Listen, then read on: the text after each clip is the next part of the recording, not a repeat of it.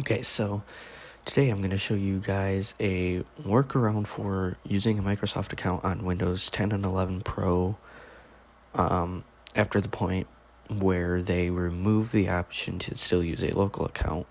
I don't remember when that was, but this only works for Windows 10 and 11 Pro. If you have Windows 10 or 11 Home, this video is not for you. You can find that other video on my YouTube channel page.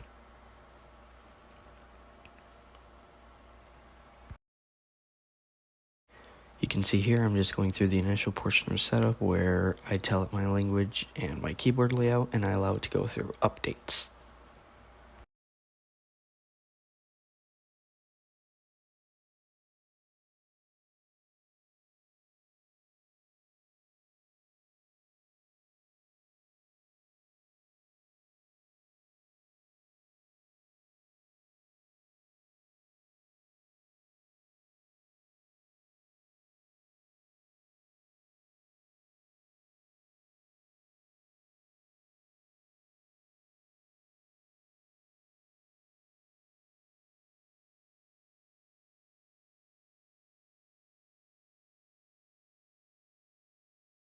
Alright, so you can go ahead and give your device your name, or if you want you can do what I'm going to do, which is skip for now.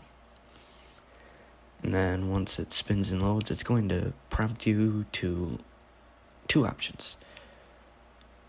And one option is more important than the other, you'll see as soon as it comes up.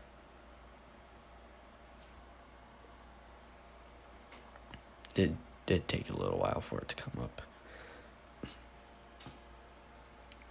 But anyways, here's your two options. So you have set up for personal use and set up for work or school. You can see personal use, it says you use a personal Microsoft account, which is important. So that's why we're going to, instead of choosing that, we're going to go ahead and we're going to choose set up for work or school. Now, you're probably wondering why I'm using this for my personal use. You'll see as soon as I hit next. You'll see why we selected that. First, it's going to prompt you to use a Microsoft account. And at that screen, you're going to want to select sign-in options. Then from there, just click domain join instead. And then, well, looky here. You can make you a local account.